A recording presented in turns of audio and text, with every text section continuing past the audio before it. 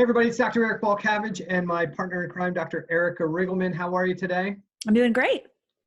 Happy New Year. This is the first podcast of the new year. We're going to say this is the first episode of season 4 of Thyroid Answers Podcast. So it comes along, and I think we broke the 100,000 download last year sometime. So hopefully we get more great podcasts coming in the future and more great guests, and we keep this puppy rolling for a bit. Absolutely. So one of the topics the topic we want to cover today is cold intolerance, because there are so many patients that I see who are chronically cold, right? Their core is cold. They can't get warm. Doesn't matter how many blankets they put on, how many pairs of socks. They're just always cold, right? Have you ever experienced that with your patient base? Oh, absolutely. And I think that this is a common symptom that people have, but they don't associate it with a health condition or even think that that's a problem. Some people just think, oh, well, I've always been cold, or, everybody in my family is really, really cold. And they just think they need more socks, more jackets, more sweaters. And they kind of become, that immune to it. They think that that's just part of their normal life, and not realizing that that's maybe a little bit of an indication that something may be going on. So I think this is a great topic to kind of shed some light that, if you are experiencing that, there you may want to look into it. I think that this will be a great topic. Yeah. So thyroid hormone plays a critical role in what we call thermogenesis, and that's the body's ability to generate heat. Now, I think when people have tiredness, fatigue, thinning hair, and they're cold intolerant, they assume that they probably have a thyroid condition. But there's a whole bunch of people that are diagnosed with euthyroidism, normal thyroid physiology, because their TSH is normal, and are struggling with being chronically cold extremities. And thyroid hormone still probably playing a role in that. So we'll talk about that as well. But one of those things that's really important is to realize that if you are struggling with chronic extremity cold, you got to go to bed with socks on your feet. If your core temperatures just seems like you can never get warm, there is something wrong. As Dr. Erica said, it's not a normal situation, and it needs to be looked into and checked into. And kind of the good part is, if you get if somebody looks at your TSH and they say you're normal, or they check out a bunch of your circulation and those things look good, the good news is you may not have a pathology, but you definitely still have some level of dysfunction.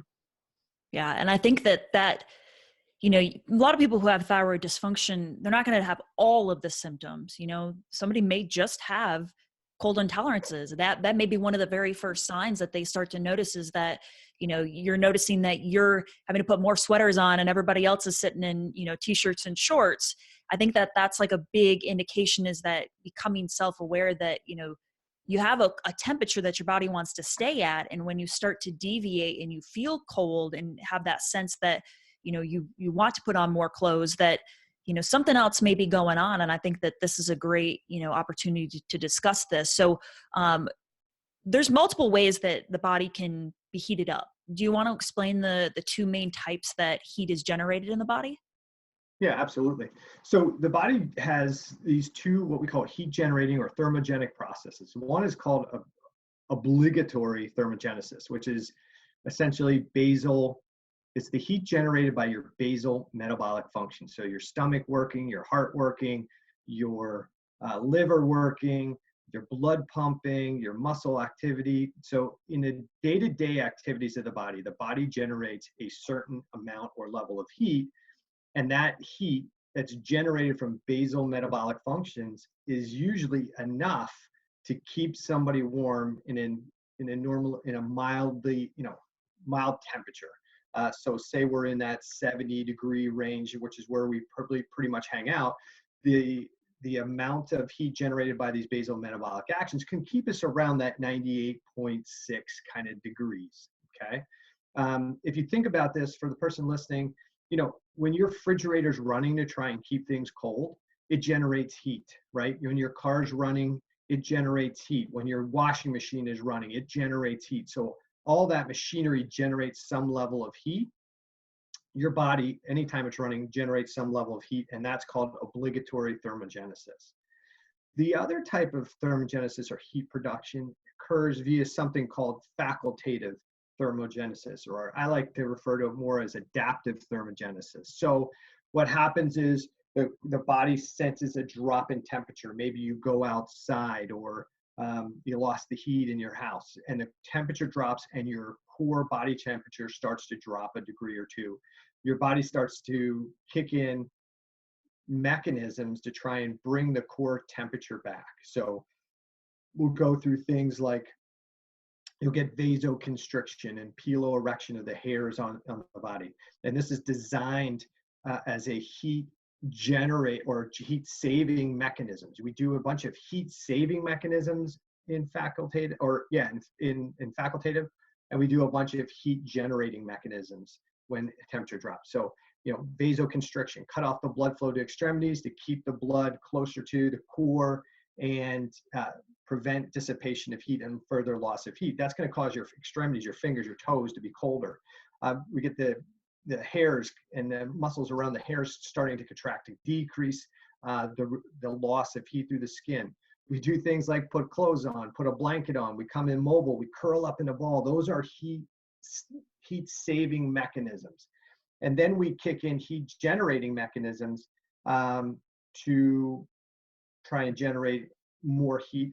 We have shivering, that's that involuntary muscle contraction that can generate heat. And then we have non-shivering mechanisms, which is totally regulated by thyroid hormone. And this is where the body increases thyroid hormone production to drive more thyroid hormone to those heat generating organisms, specifically the brown adipose tissue, to some degree the white adipose tissue, but that's kind of controversial, liver, muscle tissue, even the heart, all are tissues that can generate heat. And then the other aspect of the non-shivering heat generating facultative system is the activation of what we call the sympathetic nervous system, which is most people kind of know as their fight or flight system. But when we increase that sympathetic nervous system, that too starts to stimulate what we call the brown adipose tissue, which is essentially brown fat tissue, to essentially melt off the fat stores and use those fat stores to generate energy, and that energy as heat. So those are the two ways, obligatory and facultative. Obligatory is the heat that's generated just by every day-to-day functions. And then the facultative or adaptive thermogenesis is the heat that's generated when that basal metabolic function isn't enough to maintain our core temperature. Yeah. And I think that, thyroid hormone, if you think about it in just the rawest form, is really meant to stimulate metabolism and stimulate, it's really the gas pedal essentially. So if you imagine your car and you're sitting there pushing your gas pedal, you're going to rev your engine, which is going to create heat. So it makes sense that your body, one of its first mechanisms is going to try to upregulate thyroid hormone to try to stimulate that heat production. So I think that's an important thing to realize, is that thyroid hormone plays a direct role in that amount of heat that you're actually generating. And when we're talking about the adaptive part of the thermogenesis, we are redirecting. You said your hands and your feet are going to get colder, but blood flow is really, really important to those extremities. And when you start to deal with that long term, I think that's where you can start to develop maybe neuropathies or other issues where you're not delivering the nutrients because your body's really trying to go into that protective mode. And I think that can be a correlation where sometimes I see people come in who have underlying thyroid issues, but they also have neuropathies in their hand and feet because that is leading to some of that blood flow disruption. Yeah, I think people wouldn't necessarily, if your hands or feet are cold and the first thing you're thinking about is circulation. And most people aren't thinking, oh, my thyroid's probably affected, right? And you think, my circulation's a little reduced. It probably runs in my family. And if somebody's going and getting a thyroid panel done and they're just running TSH and it's not above, 6 or more, then it may not be assumed that they have some level of a thyroid condition, but thyroid hormone and inability to maintain core temperature maybe, as you said, an early indication that there's problems with thyroid physiology. And as you said in the beginning, you don't develop all your symptoms on one day, and then you have hypothyroidism. Usually there's a slow creep of symptoms as systems start to become compromised, and it's just the accumulation of those symptoms over time. And then somewhere down the line, we start to say, man, maybe all of these things are related to a thyroid condition, or somebody does a TSH level and it's out of range. And then somebody says, do you have these symptoms? Oh yeah, I had those symptoms. I thought they were normal. And says, oh, well, you have hypothyroidism. But yeah, definitely that the beginnings of cold feet, cold toes, having to go to bed with socks is probably an indicator that, hey, something's wrong here. Mm-hmm. So it sounds all great. The thyroid's going to kick on, try to produce more hormone, but does that actually mean that heat generation is actually going to happen? Or is there obviously steps in between that have to take place? Because if that was the case, every person that, turned on that adaptive thermogenesis would then feel warm and they wouldn't be cold again. So why do people have these lingering symptoms? What's the disconnect? So when somebody has hypothyroidism, and let's break it down like glandular and cellular, right? We talk about glandular hypothyroidism is where the thyroid gland can't make thyroid hormone sufficiently. Typically, it's called primary hypothyroidism. Primary causes Hashimoto's thyroiditis, but the gland can't make enough thyroid hormone. So if the gland can't make enough thyroid hormone, then there's not enough thyroid hormone in the blood, and there's not enough thyroid hormone to these heat-generating tissues. Therefore, basic metabolism is going to be compromised, and heat generation is going to be compromised. So anybody who's got glandular hypothyroidism is more than likely going to have problems with just lower basal metabolic function, basal metabolism, and therefore lower heat production in the body. So their core temperature is going to be reduced. And you hear people talk about, hey, if you want to see if you have a thyroid problem, take your first morning temperature and stuff. And the reality is, if that core temperature is reduced, it is probably a good sign that there's problems with thyroid physiology, right? What kind of number would indicate that it's a lower number? Is it anything, lower than, the 80, 85.6, or what's a number that somebody can actually look at and say, okay, maybe I need to suspect I've got some low thyroid issues?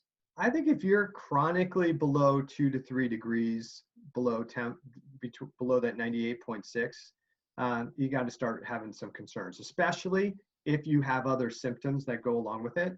But yeah, it shouldn't be. I think that thermoneutral zone is somewhere around that 2 degree mark. So if it's below that, the body should be kind of helping maintain, kick that back up. So I'd say if you're anywhere 2 to 3 degrees below normal or above normal, okay, which might be more of a hyperthyroid state, you got to start to have some concern or ask some questions. Yeah. So we talk about thyroid hormone affecting basal metabolic functions. If there's not enough thyroid hormone made by the gland, then there's not enough getting to the tissues, and therefore our metabolism doesn't run as high. We don't have as much obligatory thermogenesis, and we're going to have a tendency to be colder. The other issue that occurs is that when there is a drop in temperature, like you go outside and you get this cold exposure, that cold exposure is detected by nerve endings that are cold receptors, and those cold receptors go up to the hypothalamus, an area in the brain, and tell the brain, hey, we're cold, we need to activate this adaptive thermogenesis. And so TRH goes up, TSH goes up, and we get the stimulation of the sympathetic nervous system. Sympathetic nervous system then sends projections out to the body, especially the brown adipose tissue, this brown fat tissue.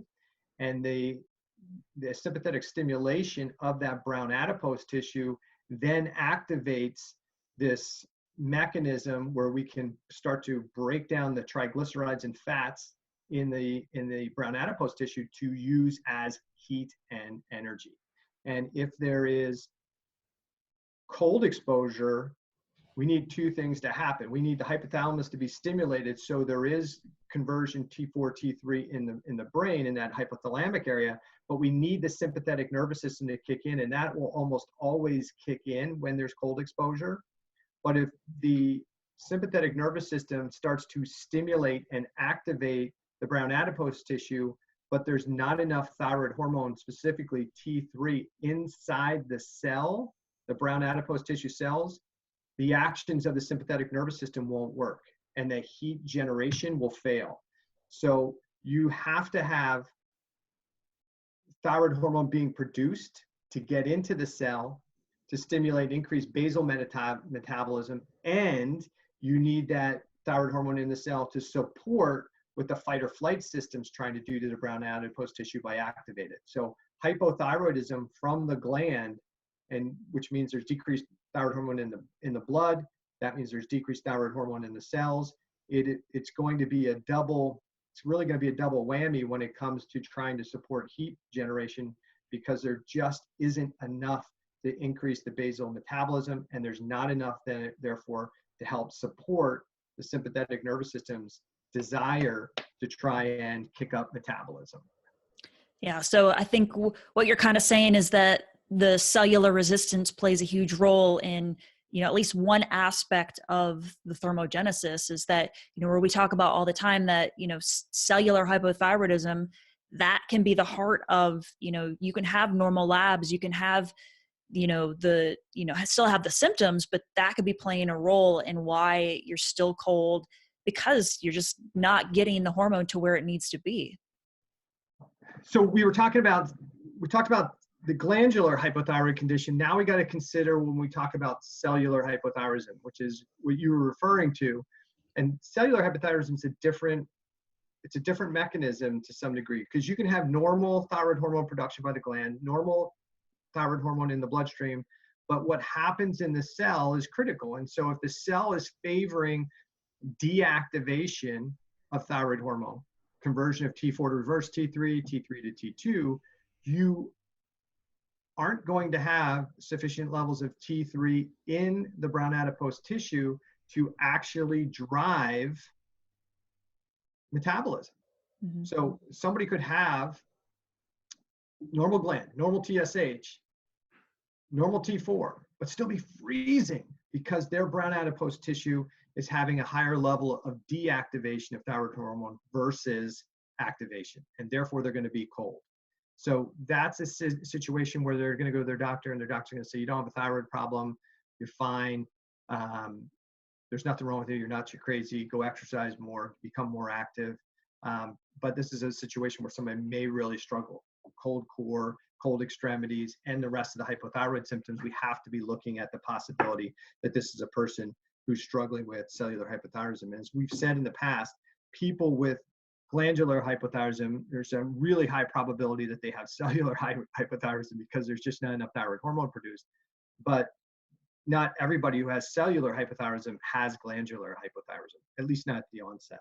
Absolutely. So is this kind of the reason why somebody who's already taking, whether that's Synthroid, levothyroxine, some sort of, T4 medication, why they could still have, cold symptoms or cold intolerance, because because T4 obviously has to be converted, has to get inside the cell. Could this be the reason why they may be on thyroid meds but still have symptoms such as cold issues? Yeah. So let's talk about this, because this is a little bit complicated, but I hear, you hear people say, I'm on LT4, Synthroid, levothyroxine, and, I'm still freezing, I'm still cold, I'm still tired, I'm still fatigued, I still have issues. So what the literature and the research shows is that, and let me be clear, when we talk about what the literature shows, there's a lot of argument about how there's agreement that thyroid hormone plays a critical role in thermogenesis. But there is some argument as to how this whole process takes place. But most of what we're talking about today is stuff that most people agree on. But when the nervous system is kicked into gear to help increase metabolism, the elevation of TRH, that's thyroid releasing hormone in the hypothalamus, and TSH, which is thyroid stimulating hormone produced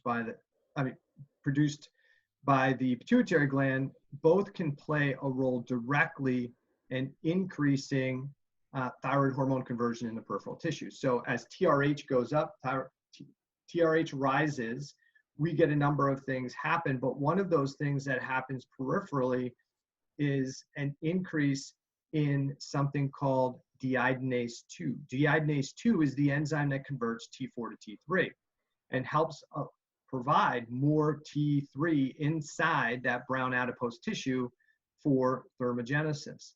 So the issue can be that when somebody's actually hypothyroidism, there's not enough thyroid hormone in the tissue, they got this primary hypothyroid condition, and their doctor gives them thyroid hormone. If there is no cellular stress, cellular damage, or mechanism that would have induced cellular hypothyroidism first, they take LT4 therapy, Synthroid, levothyroxine, it gets into the bloodstream, it gets to these metabolically heat-generating tissues, and T4 gets converted to T3, it stimulates metabolism, and everything's good.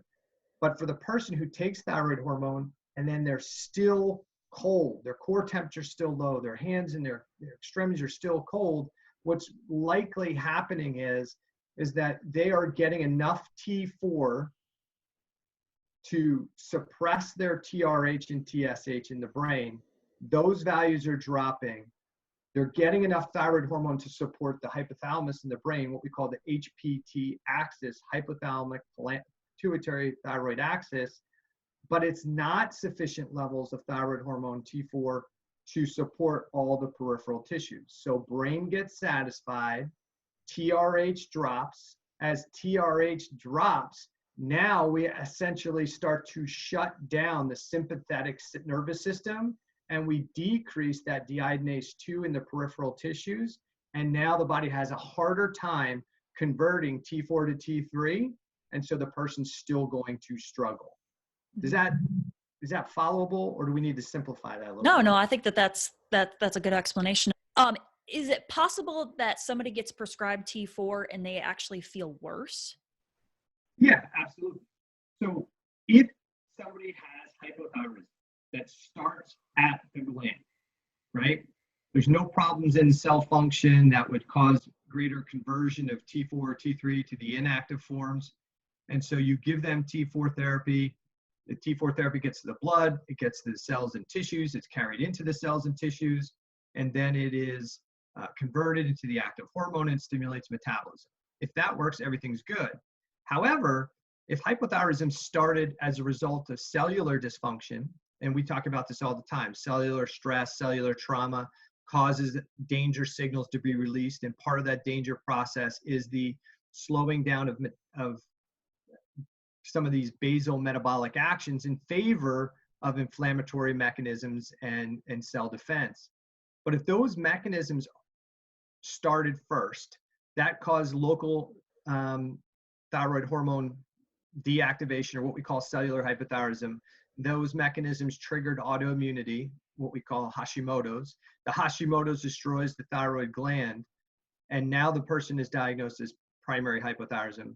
And we give them thyroid hormone, and we upregulate the brain. That gets satisfied very quickly because the hypothalamus is 10 times more sensitive to thyroid hormone than the peripheral tissues, 10 times more sensitive. So a very small amount of thyroid hormone will normalize brain and TSH long before the peripheral tissues will be. But if we satisfy the brain, but the peripheral tissues are still in that thyroid hormone deactivation mode, then the person's brain is going to be normalized, the hypothalamus is going to be normalized, the peripheral tissues are still going to be struggling. And then sometimes what doctors do is say, well, I'll just give you even more and drive your TSH as low as possible. And what happens to those people many times is they now start to have hyperthyroid symptoms, edginess, anxiousness, they really sleep disruption, insomnia, they really start to have more neurologic symptoms, and yet they still have peripheral symptoms going on. And remember what I said before, as you drop TSH and TRH, it has a negative impact on the body's ability to convert T4 to T3, which really becomes problematic. So when the brain's getting a sense that it's flooded with thyroid hormone, then it's sending signals out to the peripheral tissues to say, hey, we're flooded. Do not convert more T4 to T3. You need to start deactivating this stuff. But because very few medical doctors are actually checking any more than TSH and T4 per the guidelines, they don't see that the person's T3 is low. Their free T3 is low. Their reverse T3 is elevated, so they don't know this mechanism is going on. Yeah. So how do you help somebody who has cold intolerances? What would be the steps to help somebody? So this doesn't change much from what we talk about all the time, right? At the end of the day, the way we're going to help somebody improve their thermogenesis, whether it's the obligatory or the adaptive or facultative thermogenesis, is we have to get more T4 and T3 into the peripheral cells to be able to support metabolism. And we have to help the cellular regulation of thyroid hormone favor the conversion of T4 to T3 versus the deactivation of T4 and T3. Go ahead. Yeah, so I think that, with this, if you haven't had a complete thyroid panel, I think that that's probably step one, is to see, is the thyroid playing a role in your cold intolerances? Is there some underlying thyroid issues? Even if you've already had labs done, it may not be complete. That I think that that's going to be step one to determine, where are the issues lying? And just like we talk about all the time, then we have to go and ask the questions of, why is this happening? Figure out the underlying contributing factors that may be, leading to cellular resistance. Yeah, absolutely. You got to go back to the fact that, those lifestyle factors we talk about all the time. What's driving cellular stress? What's driving or triggering the autoimmune process? If we don't reduce or remove those, there isn't, we're going to run into problems with our patients, because they're going to continue to have hypothyroid symptoms. And even the best doctor who's trying to help them out by providing more thyroid hormone is going to do what we just talked about. They're going to essentially create a hyperthyroid state in the brain and a hypothyroid state in the peripheral tissues. And the person's going to be kind of stuck in that gray zone or that no man's land where their doctor says you're normal, but they don't feel normal at all. Yeah. I have one last question I want to bring up. In the biohacking world and in, all the health and fitness, the biggest thing right now is, cold showers or cold thermogenesis or ice baths.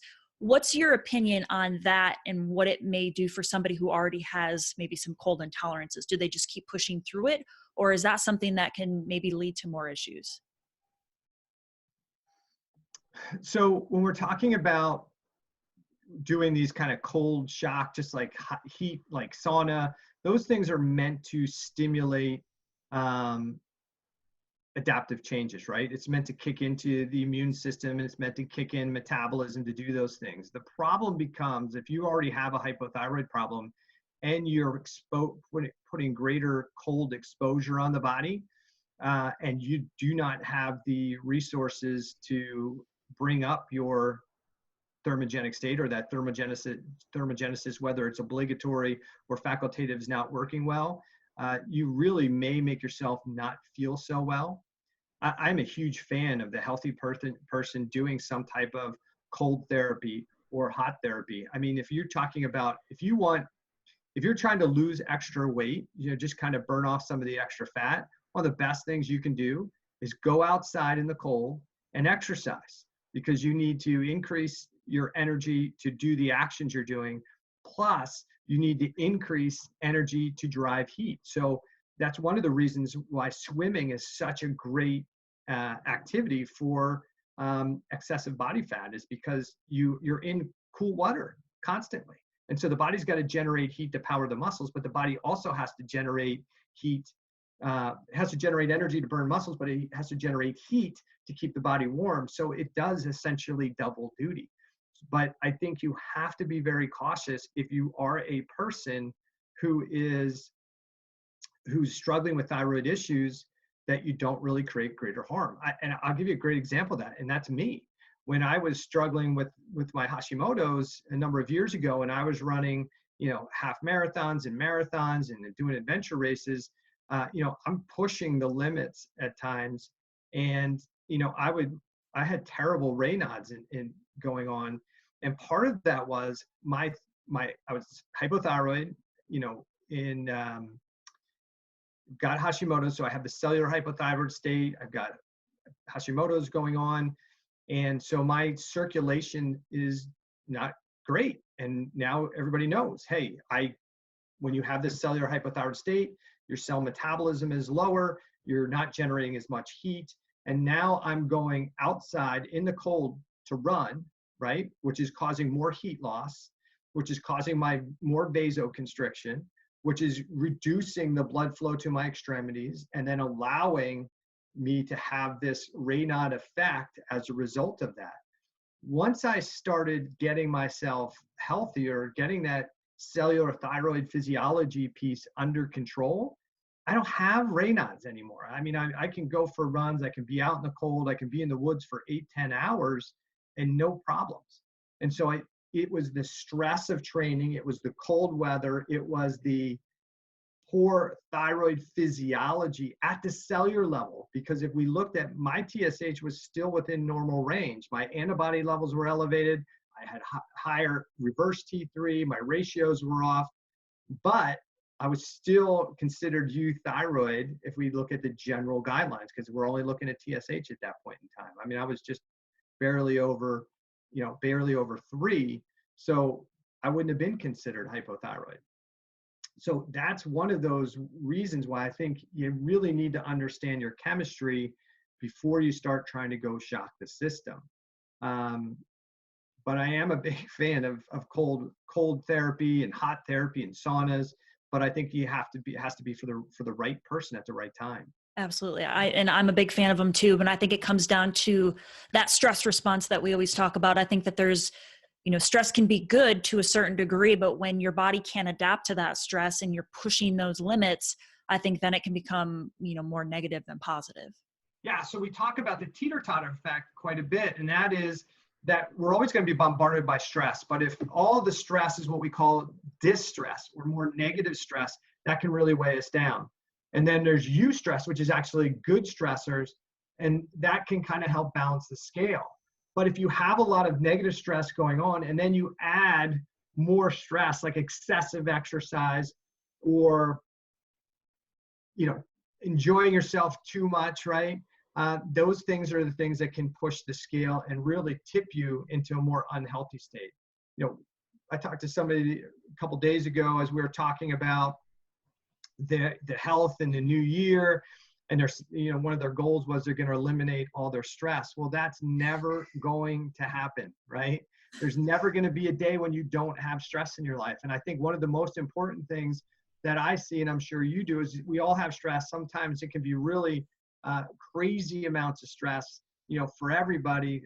I've had tons of stress, you've had tons of stress. And what being healthier does and what being fitter allows for you to do is be able to adapt to that stress better.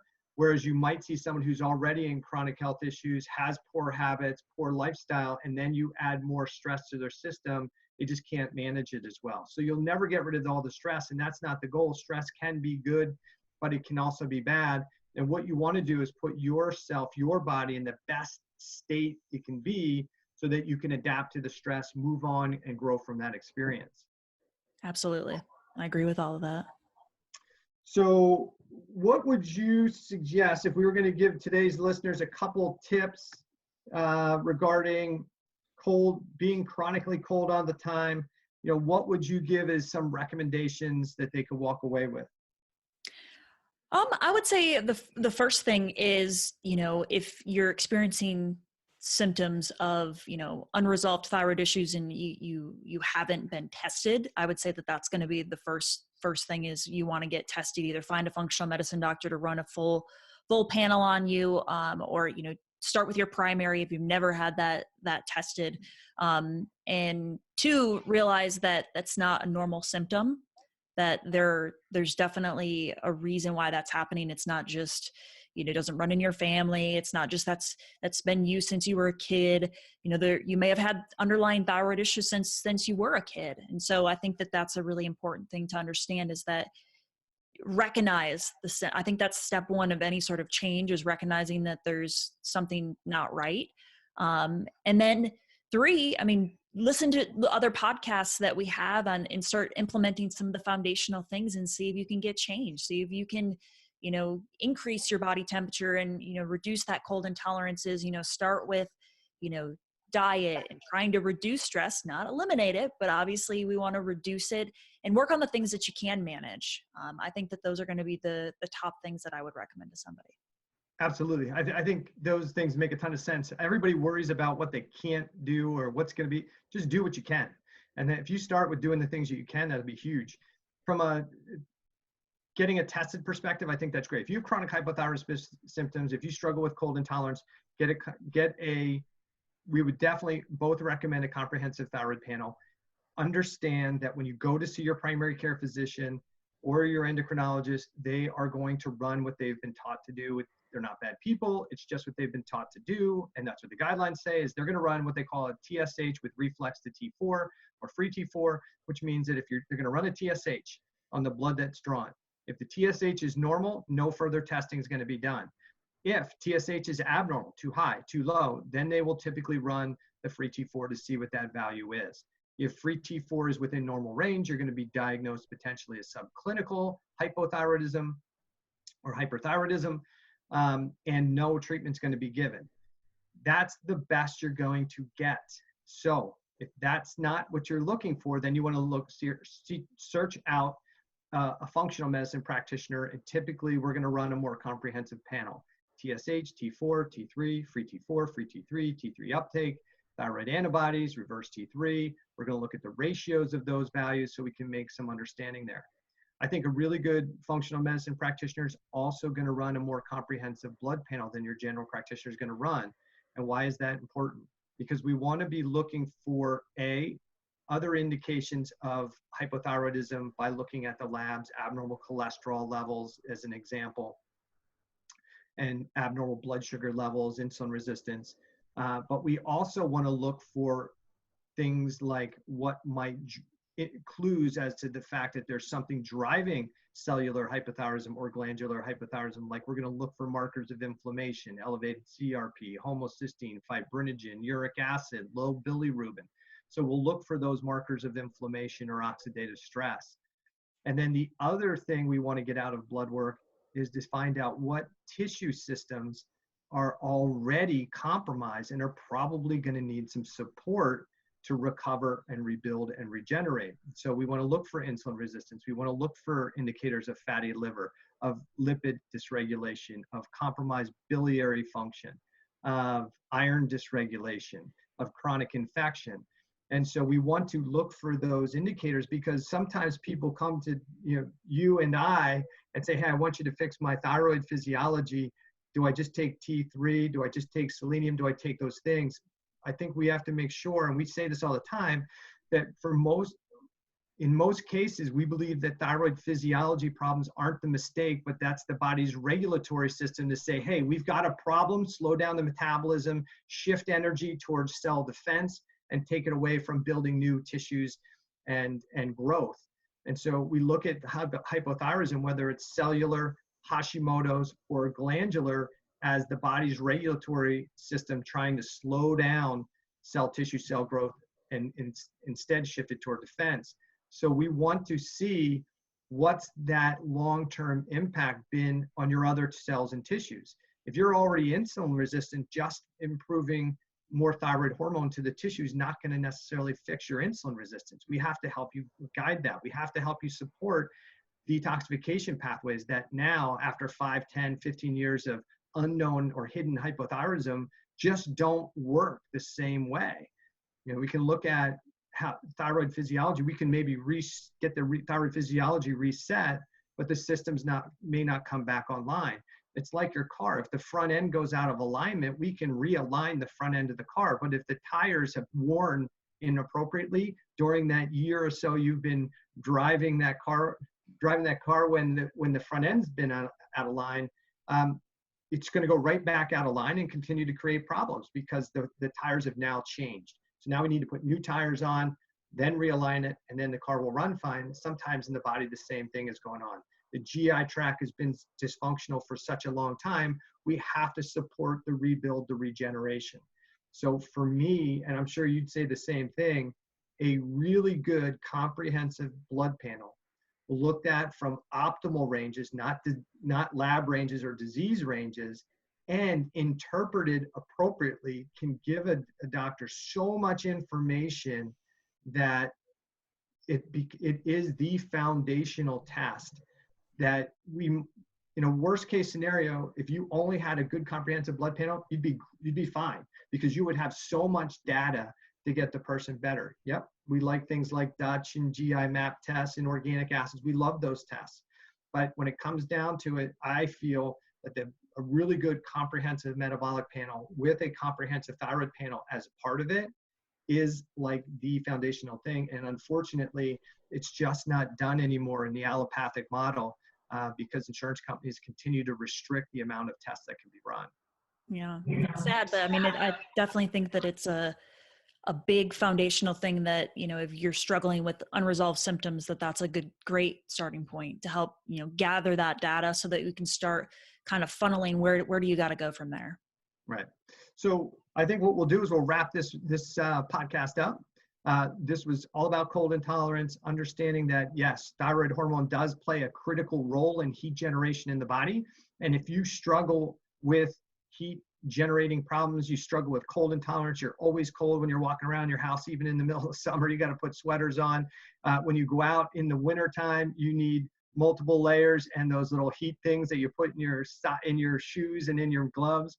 You very well may have a thyroid problem, and it could be glandular, which means you're in a kind of the end stage of thyroid disorder. You have primary hypothyroidism where the gland can't make enough thyroid hormone, or you may be at the state where you're still in cellular hypothyroidism, where it's just individual cells and tissues are really struggling to convert thyroid hormone that you are able to make.